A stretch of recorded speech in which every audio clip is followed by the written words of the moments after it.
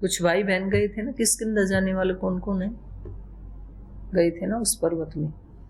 अभी भी उसमें ऐसे मतलब वो पर्वत के पत्थर ऐसे ऐसे खड़े हैं, तो एक में घुसे तो फिर इधर चले जाओगे, इधर चले जाओगे, इधर। वो अंदर से खोखला है, मतलब ऐसे सॉलिड नहीं है वो पर्वत। अभी भी है वो पर्वत जहां ये मिले थे। तो उसमें अगर किसी को,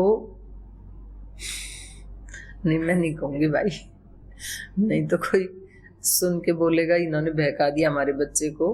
मतलब किसी को छुपना हो अपने घर से भाग के उस पर्वत में एक बार घुसे तो फिर निकल नहीं सकते हैं। वहां के कोई जानकार लोग तो निकल सकते हैं, नहीं तो किधर से गए थे किधर पहुंच गए कुछ नहीं पता चलता है। उसमें बड़ी बड़ी गुफाएं हैं अंदर। उत्तरीयम गृहीत्वा तु शुभान्याभरणानि च, और फिर जाकर के उनको तो पता ही था कि कहाँ रखे हुए हैं, तो तुरंत उनको ले आई निकाल करके, आभूषणों को भी और उत्तरीय वस्त्र को भी। इदम पश्य इति रामाय दर्शयामास वानर। वानर सुग्रीव रामाय दर्शयामास, ला करके श्री राम को दिखा दिया। इदम पश्य इति, देखो ये है जो उन्होंने डाले थे, ये वस्त्र है और ये आभूषण है। ततो गृहीत्वा तद्वास शुभानि आभरणानि च अभवत वाष्प संरुद्धो निहारेण एव चंद्रमा।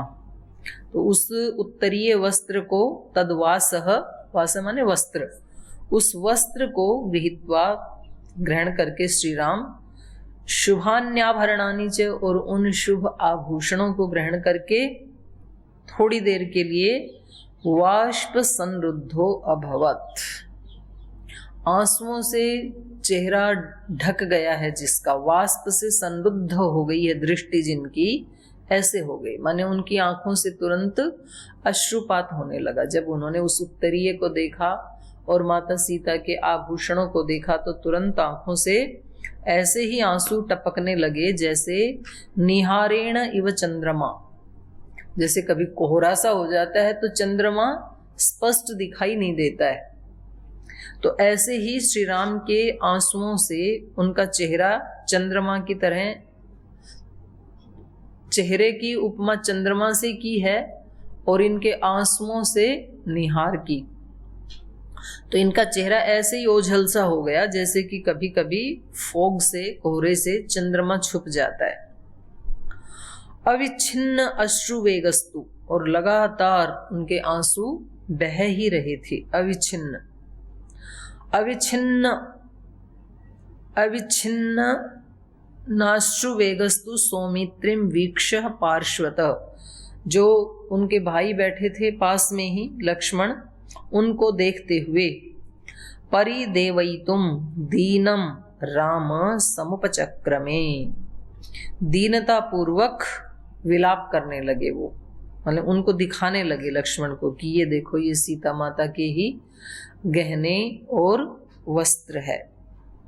पश्य लक्ष्मण वैदेह्य संत्यक्तम ह्रियमाणया, हे लक्ष्मण देखो, ह्रियमाणया वैदेह्या संत्यक्तम इदम उत्तरीयम, देखो हरण की जाती हुई वैदेही के इस वस्त्र को देखो लक्ष्मण। इदम भूमौ शरीरात भूषणानि च, ये जो भूमि पर डाल दिए उन्होंने अपने शरीर से, उनको हटा करके, तो एक बार देखो इनको पहचानो। मैं तो पहचान रहा हूं ये तो माता सीता के ही हैं, वैदेही के ही हैं, लेकिन तुम भी देखो जरा, तुम भी पहचानो। एवमुक्तस्तु रामेण लक्ष्मणो वाक्यमब्रवीत्, नाहं जानामि केयूरे नाहं जानामि कुण्डले, नुपुरे तु अभिजानामि नित्यं पादाभिवन्दनात्। ततः स राघवो दीनः सुग्रीवमिदमब्रवीत्, ब्रूहि सुग्रीवकं देशं ह्रियन्ते लक्षिता त्वया, क्व वा वसति तद्रक्षो महद्व्यसन्नदं मम, यन्निमित्तम् अहं सर्वान् नाशयिष्यामि राक्षसान्। तो जब श्री राम ने लक्ष्मण को कहा कि भाई देखो आप भी पहचानो, वो तो पहचान गए थे, लेकिन लक्ष्मण से उसका कंफर्मेशन लेना चाह रहे हैं। एवं उक्तस्तु रामेण लक्ष्मणो वाक्यम अब्रवीत। जब श्री राम ने ऐसे पूछा तो लक्ष्मण जी उत्तर देते हैं, ना हम जानामि केयूरे। मैं, केयूर आभूषण होता कोई बालों में लगाने वाला आभूषण, इन्होंने बाजूबंद दिया है, बाजूबंद नहीं है लेकिन बाल में लगाने वाला आभूषण होता है। ना हम जानामि केयूरे, ना हम जानामि कुंडले। कुंडल होता है कान में धारण करने वाला आभूषण। तो जो बाल में और कान में आभूषण धारण किए जाते हैं उनको तो मैं नहीं पहचानता हूँ कि ये माता के ही हैं या किसी और के हैं, मुझे नहीं पता। नुपुरे तू अभिजानामि, लेकिन पायल को मैं पहचान रहा हूँ। नुपुर होता है पैर में पहने जाने वाला आभूषण। नुपुरे तू अभिजानामि, कैसे जानता हूं इसको? नित्यम पादाभिवंदनात्। इस श्लोक को निशान लगा लो और अपने रजिस्टर में लिख भी लेना। ये उस समय के भारत के युवाओं के चरित्र का प्रमाण है। भारत के युवाओं का चरित्र कैसा होता था वो इस श्लोक से पता चलता है। वैदिक संस्कृति में अपने बड़ों के साथ संबंध कैसे होते थे ये इस श्लोक से पता चलता है। मतलब आज तो टीवी में, अखबार में रोजाना अच्छी खबर तो कोई आती ही नहीं है और उल्टी सीधी खबरों से भरे ही रहते हैं अखबार। कोई 3 बच्चों को छोड़ के किसी के साथ चली गई, कोई अपने बच्चों को छोड़ के किसी के साथ चला गया, इस तरह के होते हैं। तो एक तरह से मतलब चरित्र के हनन की पराकाष्ठा। और पता नहीं दिखाते भी क्यों है, कुछ तो अच्छे भी हैं ही, उनको नहीं दिखाते। कोई व्यक्ति कितने लोगों को खाना खिलाता है रोजाना, उनको कोई भी नहीं दिखाता है अखबार में, पर कहीं कोई भूखा रह गया उसको जरूर दिखाते हैं। तो ये चरित्र है लक्ष्मण जी का। उन्होंने कभी माता सीता के चेहरे की तरफ देखा ही नहीं। 14 साल हो गए, 13 साल तो वन में भी हो गए और पहले अयोध्या में भी तो उनके साथ रहते ही थे। लेकिन यहाँ पर तो ये केवल 2 भाई हैं और एक माता सीता है। इतना छोटा सा ही परिवार है, 3 ही लोगों का। और 13 वर्ष तो रह ही गई है, तो 14वें वर्ष में हुआ है अपहरण तो। लेकिन 13 वर्ष में भी लक्ष्मण कह रहे हैं, ना हम जानामि केयूरे, केयूर को नहीं पहचानता हूं मैं। ना हम जानामि कुंडले, कुंडल को भी नहीं जानता हूं। लेकिन नित्यम पादाभिवंदनात् नुपुरे तु अभिजानामि, लेकिन रोज क्योंकि मैं माता का चरण वंदन करता था, उनके चरणों में प्रणाम करता था, तो उस समय मेरी दृष्टि उस नुपुर पे गिर जाती थी। तो इसको मैं पहचानता हूँ कि ये निश्चित रूप से माता सीता का ही है। अब ये वाली दृष्टि यदि आज के युवा वर्ग को आ जाए तो किसी पुलिस की जरूरत नहीं, कोई एनजीओ की जरूरत नहीं, मिलिट्री की जरूरत नहीं, सारे अपराध एक ही दिन में खत्म। दृष्टि बदलने से युग और समाज बदलते हैं, इनसे नहीं बदलते हैं। दंड विधान ये तो बहुत मतलब एक इमरजेंसी कह सकते हैं इसको। तो अपराधों से डर कर के व्यक्ति अपराध ना करे तो इससे कोई परिवर्तन नहीं आएगा। जिस दिन उसको पता लगेगा आज कोई भी नहीं देख रहा, उसी दिन कर देगा। ऐसे ही करते ही हैं। और जो व्यक्ति आज कोई अपराध कर रहा है तो वो आज सडन अपराधी थोड़ी बना है। मानो कोई 20 वर्ष या 25 वर्ष की आयु में कोई अपराध कर रहा है तो ये नहीं कह सकते हम कि वो पहले 24 वर्ष निरपराधी था, ये नहीं कह सकते। मौका नहीं मिला। अपराधी तो तैयार हो रहा था वर्षों से, न जाने कितने वर्षों से हो रहा था, लेकिन आज उसने देखा कि कोई भी नहीं है, इसलिए अपने उस अपराध को सामने ला दिया, उस अपने असुरत्व को। तो किस किस के अंदर क्या क्या असुरत्व छिपा हुआ है ये केवल दृष्टि से या ज्ञान से ही नष्ट किया जा सकता है। कभी भी ये पुलिस, मिलिट्री, बीएसएफ ये अपराधों को समाप्त नहीं कर सकती हैं। रोक के तो रखती हैं एक सीमा तक, लेकिन एक जो चरित्र निर्माण वाली बात है, एक जो रूपांतरण वाली बात है, वो तो कोई योगी ही कर सकता है। चेतना का परिवर्तन जिस दिन होगा उस दिन इस समाज में सुख शांति होगी। केवल मात्र जबरदस्ती रोकने से सुख शांति नहीं हो सकती, और ये व्यक्ति को खुद ही करना होगा। देखो, जो योगी महात्मा हैं, गुरुजन हैं, संत महात्मा हैं, वो भी एक सीमा के बाद ही सहायता करते हैं। ये हमें अपने चित्त में बिठा लेना चाहिए। चाहे हम कितने भी महायोगी गुरु के सानिध्य में रहते हैं, कितने भी आध्यात्मिक शक्तियों से संपन्न हमारे गुरु हैं, लेकिन जब तक हम अपने बेसिक दोषों को नहीं मिटाते हैं तब तक वो हमारे लिए कुछ भी नहीं कर सकते। सब शक्तियां होते हुए भी नहीं कर सकते। ये ऐसे ही है, मानो किसी किसान के पास, कुशल किसान के पास हाइब्रिड के बीज हैं, लेकिन उस बीज से वो तब तक कोई फसल तैयार नहीं कर सकता जब तक कि खेत जुता हुआ ना हो। बंजर में कितने भी हाइब्रिड के बीज डाल दो, सब नष्ट हो जाएंगे। तो खेत को जोतना, उसमें से कंकड़ पत्थर निकालना, अनावश्यक जो घास फूस है उसको निकालना, ये काम तो खुद करना पड़ेगा।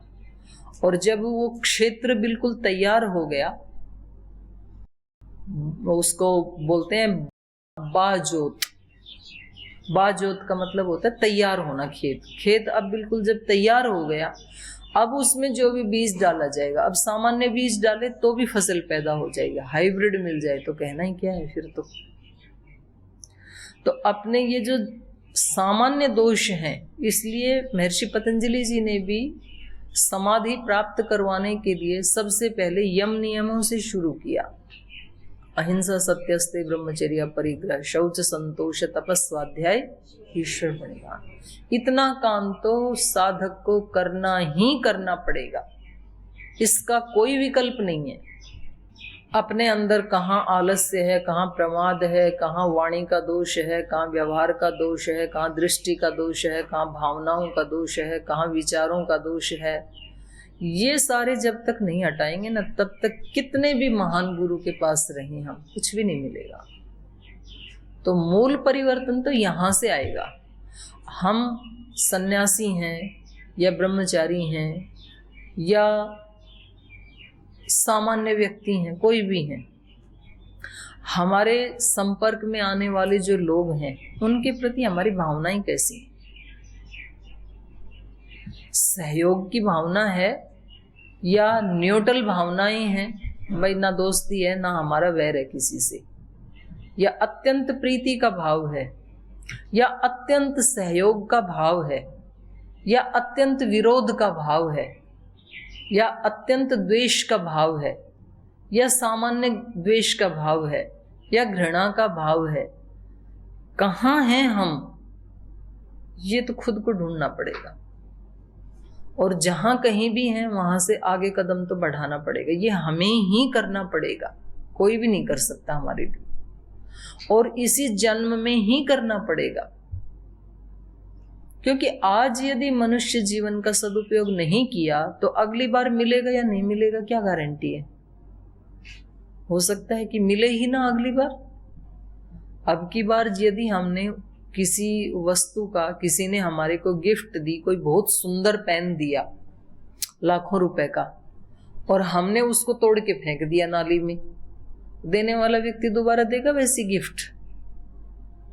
बड़ा मुश्किल है देना। भाई इसका क्या भरोसा, मैं इतनी मुश्किल से इसको इतनी महंगी गिफ्ट दी, इसने मेरे सामने तोड़ के नाली में फेंक दी, तो इसको देनी भी है तो कोई 2 रुपए का पेन दो, इतना महंगा तो देगा नहीं कोई। और वो तो सामान्य मनुष्य की बात कर रही हूं मैं, जो परम ज्ञानी है, परमात्मा, जिसको ये पता है कि भाई ये साधन इसको देने के बाद तो ये आत्मा परम आनंद से भर सकता था, लेकिन ऐसा इसने किया ही नहीं। ना अपने विचारों को परिवर्तित किया, ना स्वभाव को परिवर्तित किया, ना अपनी भावनाओं को परिवर्तित किया। चलो परिवर्तित ना भी करते पर उसके लिए थोड़ा प्रयास तो करते हैं। हो सकता है कि वो एक जन्म में ना भी हो, चलो मान लेते हैं, लेकिन प्रयास तो करना चाहिए ना। पर जिसने प्रयास भी नहीं किया तो उसको तो फिर क्या ही मिलेगा। तो फिर सदा सदा पता नहीं कितने अनंत काल के लिए किन किन योनियों में, गीता में पढ़ना ये, और वहां योग दर्शन में भी आता है, व्यास भाष्य में, बोले मैं अनंत काल के लिए फिर निम्न योनियों में फेंक देता हूं उस आत्मा को। ठीक, तू चक्कर लगाता रहे, आप वो जन्मता रहेगा, मरता रहेगा, फिर जन्मेगा, फिर मरेगा, फिर होगा, फिर होगा, वो कब निकल पाएगा उससे। और ये उपनिषदों में भी आता है, छांदोग्य में है या बृहदारण्यक में है।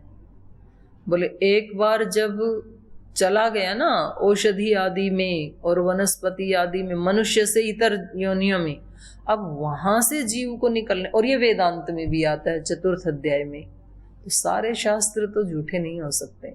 बोले वहां से निकलना बड़ा मुश्किल है फिर इस जीव का। और जब अब वहां से हम निकल आए हैं, अब हम सजग नहीं है, क्या करें। हमें पता ही नहीं चलता है कि हम परस्पर एक दूसरे के प्रति किस भाव में जी रहे हैं। और ज्यादातर तो आप में साधु सन्यासी साध्वी बहनें हैं, तो उनका तो जीवन का लक्ष्य ही वो ही है। लेकिन साधु होते हुए भी आप अपने रूममेट के प्रति किस भावना से युक्त होते हैं? सामान्य प्रीति से युक्त होते हैं या अत्यंत प्रीति से युक्त हैं? आप उसके सहयोग की भावना रखते हैं या बिल्कुल न्यूट्रल रहते हैं कि भाई क्या ही लेना देना हमारे को इससे, इस भावना में रहते हैं? आप अपने गुरु के प्रति किस भावना में रहते हैं? आप अपने संस्थान के प्रति किस भावना में रहते हैं? आप अपनी संस्कृति के प्रति किस भावना में रहते हैं? इस संस्कृति के लिए मुझे क्या करना है, जिस संस्कृति ने मुझे इतना सब कुछ सिखाया। आप अपने देश के प्रति किस भावना में रहते हैं? कभी याद आती भी है या नहीं आती देश की, संस्कृति की, ये कुछ तो करना है। वो सब करके ही हम अपना रूपांतरण कर सकते हैं। यदि वो आज नहीं, अभी नहीं, तो कभी नहीं। इह चेद अवेदित अथ सत्यमस्ति, न चेद इह अवेदी महति विनष्टि। तो आज तो हम ध्यान देते नहीं हैं, कुछ भी विचार चलते रहते हैं, कुछ भी भावनाएं चलती रहती हैं, फिर उन्हीं भावनाओं में ही खाते भी हैं, सोते भी हैं, कार्य भी करते हैं। तो फिर बात बनेगी नहीं। यहां तक तो खुद ही करना पड़ेगा, और यहां तक करेंगे तब ही कोई गुरु, कोई सिद्ध महात्मा, कोई योगी, कोई देवी देवता, वो फिर हमारे को एक विशेष अनुग्रह करके अपलिफ्ट कर सकता है। ये ना करेंगे ना बेसिक, तब तक वो भी नहीं कर सकते हैं। तो क्यों ना करें फिर? प्रयास तो कर ही सकते हैं, तो प्रयास सबको करना चाहिए। तो ये यम नियमों का पालन तो जीवन में उतारना ही पड़ेगा, इसके बिना कोई रास्ता नहीं है। तो यहाँ पर लक्ष्मण जी का जो चरित्र है वो इतना ऊंचा दिखाया है कि वो प्रतिदिन चरण वंदना करते हैं माता सीता की, और दृष्टि उनकी कैसी है? अत्यंत पवित्र दृष्टि है। तो ये पवित्र दृष्टि अगर हर युवक की, हर माँ बहन बेटी के प्रति हो जावे तो कोई अपराध के लिए जगह ही नहीं है। सारे अपराध के केस एक ही दिन में समाप्त। और ये कैसे हो सकते हैं? इसके लिए यहाँ परम पूज्य गुरुदेव और श्रद्धेय आचार्य श्री आप लोगों को तैयार करना चाहते हैं कि कम से कम कुछ लोगों की तो ऐसी दृष्टि बने, और उस दृष्टि को यहां से लेकर के आप पूरे विश्व को वो दृष्टि दें। ये उद्देश्य है यहाँ दर्शन पढ़ने का, व्याकरण पढ़ने का, रामायण पढ़ने का, उपनिषद पढ़ने का, गीता पढ़ने का, ये उद्देश्य है। कोई आपको शाब्दिक ज्ञान देना उद्देश्य नहीं है। शब्द को तो आप समझ ही जाते हो 2-4 साल में, जैसे ही व्याकरण पढ़ा तो वो तो उतना तो समझ में आ ही गया। लेकिन आगे का लक्ष्य क्या है आपका? और कुछ तो इसी पता नहीं छोटा सा लक्ष्य बना के जी यूपीएससी की परीक्षा में कौन कौन से चीजें पूछी जाती हैं, हम तो वही पढ़ेंगे जी बस। अरे तुम्हें इतने बड़े उद्देश्य के लिए तैयार कर रहा है कोई महामानव, और तुम यूपीएससी तक ही अटक गए बस। तुम्हारे अंडर में हजारों लोग यूपीएससी की परीक्षा देंगे, वहां भी तो पहुंच सकते हो तुम पूरे देश की शिक्षा व्यवस्था को एक दिशा दे सको, ऐसे भी तो बन सकते हो। एक प्रांत की शिक्षा व्यवस्था को दिशा दे सको, ऐसे भी तो बन सकते हो। आपको पता है आज जो इतिहास पढ़ाया जाता है वो 95% झूठा है, जिसको हम पढ़ रहे हैं ना यूपीएससी की परीक्षा के लिए। यहाँ भी कुछ बहनें पढ़ रही हैं, बोल जी उपनिषद नहीं पढ़ेंगे, हम तो इतिहास पढ़ेंगे, यूपीएससी की परीक्षा में आएगा। झूठा इतिहास पढ़ रहे हो आप। और जो आज फिलोसफी के नाम पे पढ़ाया जाता है वो 1%, और वो भी भारत से ही गया। पाश्चात्य फिलोसफी पूछी जाती है पूरी, जो अपने ऋषियों के अनुभव है उसको तो कोई पढ़ाता ही नहीं। क्यों नहीं पढ़ाता है? यूपीएससी की परीक्षा में पूछा नहीं जाता है। फिर आप भी नहीं पढ़ोगे, फिर आगे आने वाले भी नहीं पढ़ेंगे। बट जब तुम नहीं पढ़ रहे तो और तो कौन ही पढ़ेगा? तो इसका मतलब तो ये विद्या फिर लुप्त ही हो जाएगी। जैसे वो बेचारे कल परसों जो दिखा रहे थे भाणकम वाले, 50 साल से वो व्यक्ति संघर्ष कर रहा है। उनको तो किसी गुरु ने नहीं कहा ऐसे।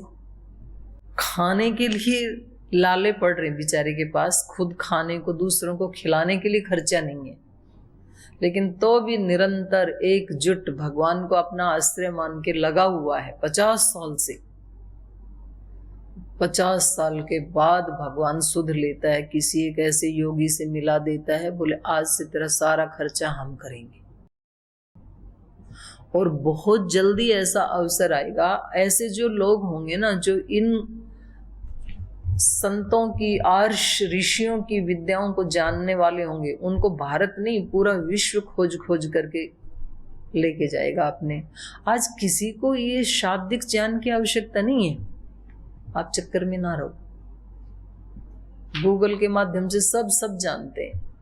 आज उस व्यक्ति की खोज सबको है जो उसको जी रहा हो, उसका अभ्यास कर रहा हो उस विद्या का। क्योंकि जो जी रहा है, जो अभ्यास कर रहा है, असली एनर्जी उस विद्या की उस व्यक्ति के पास है, और वो एनर्जी ही दूसरे व्यक्ति को एनर्जी दे सकती है। समझ रहे हो बच्चों? पतंजलि गुरुकुलम वाले पीछे वाले, हाँ। क्योंकि जो अभ्यास करेगा उसको सारी दुनिया सर झुकाएगी। बाकी आप क्या जानते हो किसके पास कितना शाब्दिक ज्ञान है? ठीक है, आपके माता पिता सम्मान कर लेंगे, कुछ आपके रिश्तेदार भैया इतने रुपए कमाने वाला बन गया, बस भेड़ों में भेड़, पूछता कौन है? तुम्हारे से ज्यादा जिन्होंने व्याकरण आदि भी नहीं पढ़ा, यूपीएससी की परीक्षा भी पास नहीं की, जो बिजनेस करते हैं भले वो 10वीं पास, वो कमा लेगा तुम्हारे से ज्यादा, तो तुम्हारी यूपीएससी रखी रह जाएगी फिर। तो इसलिए व्यक्ति को जो निर्माण काल का समय है उसमें इतना ठोस निर्माण करना चाहिए, जो शक्ति किसी के पास नहीं है वो शक्ति आपके पास हो सकती है। ऐसा सेंटर है ये पतंजलि योगपीठ। पूरे विश्व में जिनके पास वो शक्तियां नहीं, वो आपके पास हो सकती हैं। तो ये तो देखो इसके माध्यम से ही हो सकता है जो आप अभ्यास कर रहे हैं। तो चलो इसको पूरा कर देते हैं इस सर्ग को। ततः स राघव दीन सुग्रीवम इदम अब्रवीत ब्रूहि सुग्रीवम कम देशम ह्रियंती लक्षिता त्वया। बोले हमने पहचान लिए ये आभूषण और ये वस्त्र निश्चित रूप से माता सीता के ही हैं। अब तो बस आप ये बता दो कि वो राक्षस आहरण करके किस दिशा में लेके गया, किधर जाते हुए देखा आपने उस राक्षस को। ह्रियंती त्वया कम देशम लक्षिता, किस देश की तरफ जाते हुए आपने देखा माता सीता को। क्व वा वसति तद रक्ष, वो राक्षस रहता कहाँ है, कहाँ है उसका आवास। महद व्यसनदम मम, मुझे जो इस महान संकट में डालने वाला है ऐसा वो राक्षस रहता कहाँ है।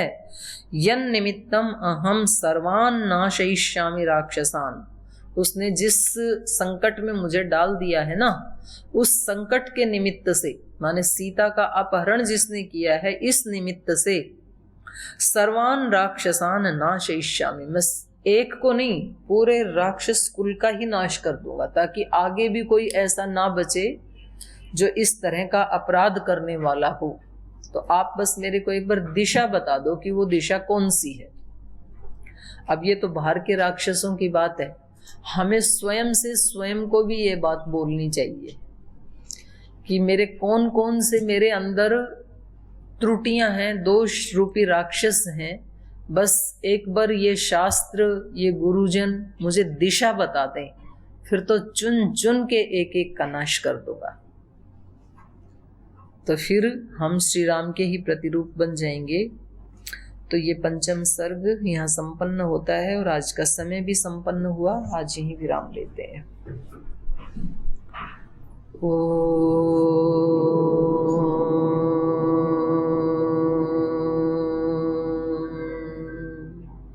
शांति शांति शांति। श्री गुरुभ्यो नमः। ऐसे हैं मेरे राम, ऐसे हैं मेरे राम, ऐसे हैं मेरे राम, ऐसे हैं मेरे राम। विनय भरा हृदय करे सदा जिन्हें प्रणाम। ऐसे हैं मेरे राम, ऐसे हैं मेरे राम। राम सा पुत्र न राम सा भ्राता, राम सा पति नहीं राम सा भ्राता। राम सा पुत्र न राम सा भ्राता, राम सा पति नहीं राम सा भ्राता। राम सा मित्र न राम सा दाता, सबसे निभाए सबका नाता। राम सा मित्र न राम सा दाता, सबसे निभाए सबका नाता। स्वभाव से उदार शांत, सब गुणों के धाम। ऐसे हैं मेरे राम, ऐसे हैं मेरे राम। विनय भरा हृदय करे सदा जिन्हें प्रणाम। ऐसे हैं मेरे राम, ऐसे हैं मेरे राम। ऐसे हैं मेरे राम, ऐसे हैं मेरे राम, ऐसे हैं मेरे राम, ऐसे हैं मेरे राम। ओम श्री गुरुभ्यो नमः।